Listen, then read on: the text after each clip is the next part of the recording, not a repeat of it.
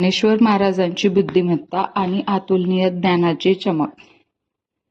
मागील भागात आपण ज्ञानेश्वर महाराजांच्या जीवनातील पहिल्या अद्भुत चमत्काराच्या कथा जाणून घेतल्या.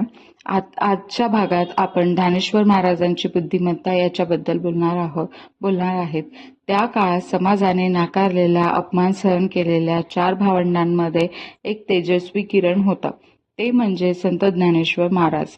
लहान वय असूनही त्यांच्या डोळ्यात विलक्षण शांतता, विचारांमध्ये गूढ गती आणि शब्दात दिव्य सामर्थ्य होते. ज्ञानेश्वर महाराजांची बुद्धिमत्ता ही केवळ अभ्यासापुरतं नव्हती, तर ती जीवनाच्या प्रत्येक अंगाला स्पर्श करणारी होती. त्यांनी लहान वयातच वेद, उपनिषद आणि शास्त्रांचा गूढ अर्थ सहजतेने समजून घेतला. त्यांच्या बोलण्यात इतकी गोडी आणि स्पष्टता होती की मोठमोठे पंडितही त्यांच्यासमोर नतमस्तक होत. एकदा काही विद्वानांनी त्यांची परीक्षा घेण्याचा प्रयत्न केला. त्यांनी कठीण प्रश्न विचारले, शास्त्र घडवला. पण ज्ञानेश्वरांनी इतक्या सहजतेने, साध्या शब्दात आणि गहन अर्थाने उत्तर दिले की सर्वजण आश्चर्यचकित झाले.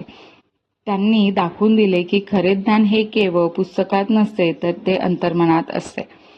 ज्ञानेश्वर महाराजांनी ची खासियत म्हणजे त्यांनी ज्ञान सर्वसामान्य लोकांपर्यंत पोहोचवले. त्या काळात सांस्कृतिक भाषा सर्वांना समजत नव्हती, पण त्यांनी मराठी भाषेत भावार्थ दीपक ज्ञानेश्वरी लिहून गीतेचा अर्थ जनसामान्यपर्यंत पोहोचवला.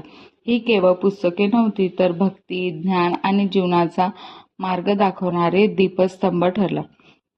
त्यांच्या बुद्धीमुळे समाजात एक नवीन विचारसरणी निर्माण झाली. देव म्हणजे सर्वांमध्ये आहे. ज्ञान कोणताही जाती, धर्म, मर्यादात नाही. भक्ती आणि प्रेम हीच खरी साधना आहे. ज्ञानेश्वर महाराजांनी दाखवून दिले की वय लहान असले तरी विचार महान असू शकतात. त्यांचा ज्ञानाचा प्रकाश आजही लाखो लोकांच्या जीवनाला दिशा देतो.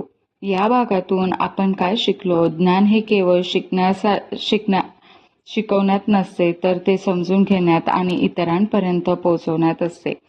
तोपर्यंत माझ्यासोबत म्हणत राहा, जय हरी विठ्ठल, जय हरी विठ्ठल.